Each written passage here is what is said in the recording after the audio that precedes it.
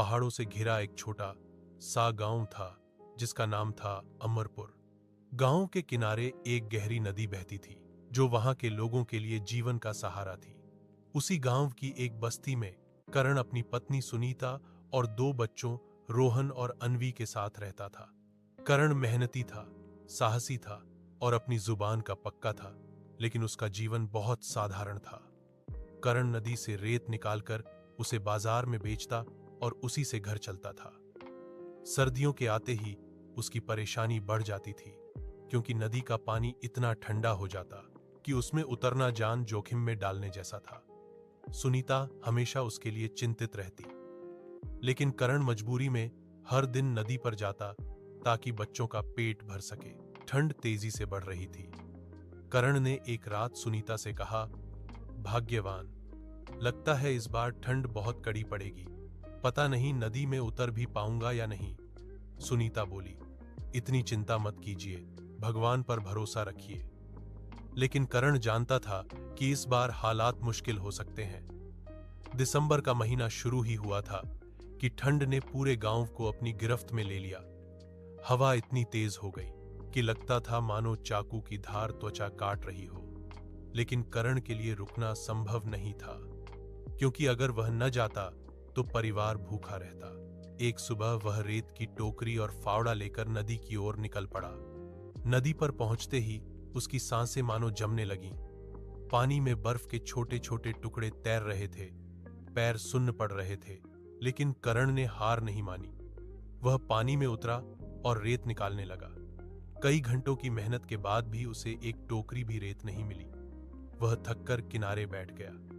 तभी पास में एक बूढ़ा फकीर आया जो रोज नदी के किनारे बैठकर ध्यान करता था।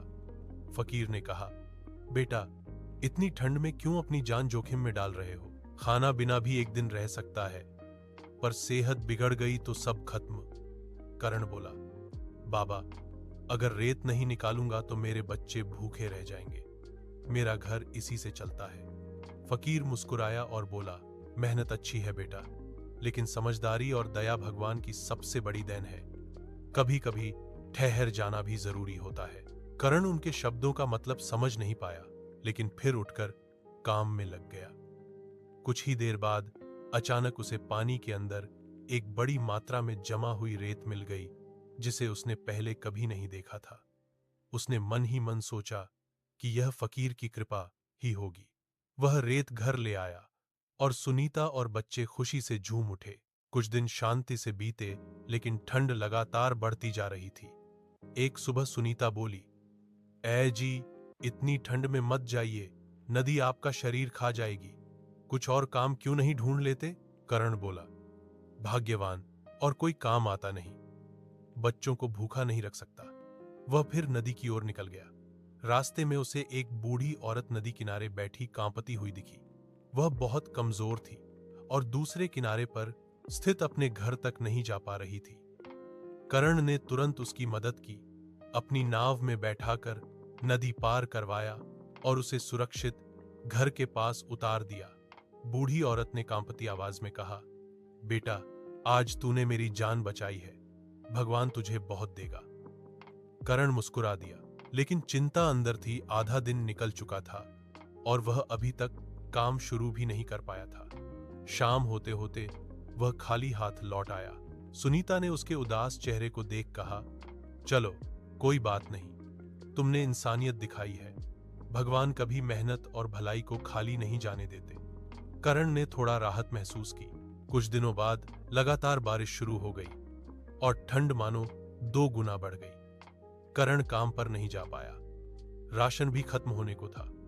उसी शाम वही फकीर बारिश से भीगकर करण के दरवाजे पर आया और बोला, क्या मैं आज की रात यहां ठहर सकता हूं? करण ने तुरंत कहा, अरे बाबा, यह घर आपका भी है, आइए। सुनीता परेशान हो गई। घर में खाने तक का पूरा इंतजाम नहीं, इतने लोगों का पेट कैसे भरेंगे? करण बोला, जो है बांट लेंगे, अगर कम पड़े तो हम नहीं खाएंगे। सुनीता ने फकीर और बच्चों को खाना दिया, लेकिन वह और करण भूखे सो गए। रात में सुनीता की नजर फकीर की पोटली पर गई। उसमें सोने के सिक्के थे। सुनीता बोली, करण जी, थोड़ा सा ले लें, बाबा को पता भी नहीं चलेगा और हमारे घर की भी मदद हो जाएगी। करण ने गुस्से में कहा, भाग्यवान, यह पाप होगा। लेकिन हालात इतने खराब थे कि सुनीता के बहुत समझाने पर करण कमजोर पड़ गया। दोनों ने कुछ सिक्के चुपके से रख लिए।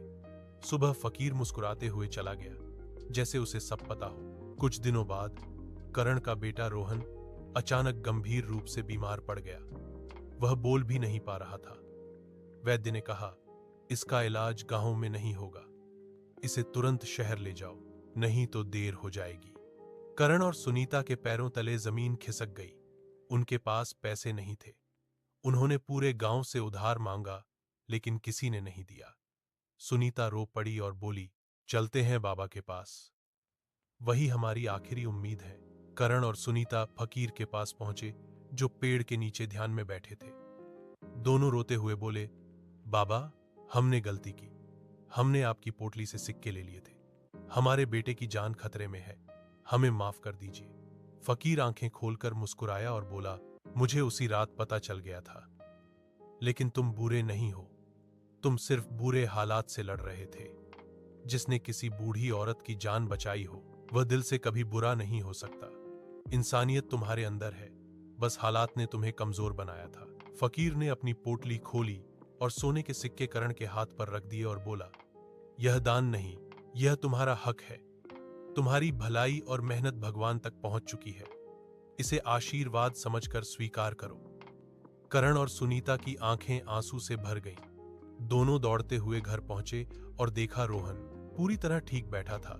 सुनीता रोते हुए बोली, यह तो भगवान का चमत्कार है। उस दिन करण ने सुनीता का हाथ पकड़कर कहा, भाग्यवान, अब चाहे कैसी भी मुसीबत आए, हम कभी गलत कदम नहीं उठाएंगे। पाप की सजा बच्चों को मिलती है, अब हम हमेशा सही रास्ते पर चलेंगे। फकीर के दिए सिक्कों से करण ने एक छोटी दुकान शुरू कर ली। मेहनत और ईमानदारी से उसने धीरे धीरे अपना जीवन संभाला और उसका परिवार आखिरकार खुशहाल होने लगा। उन्होंने समझ लिया कि भलाई, ईमान और धैर्य कभी बेकार नहीं जाते और भगवान हमेशा उसी की मदद करता है जो दूसरों की मदद करता है।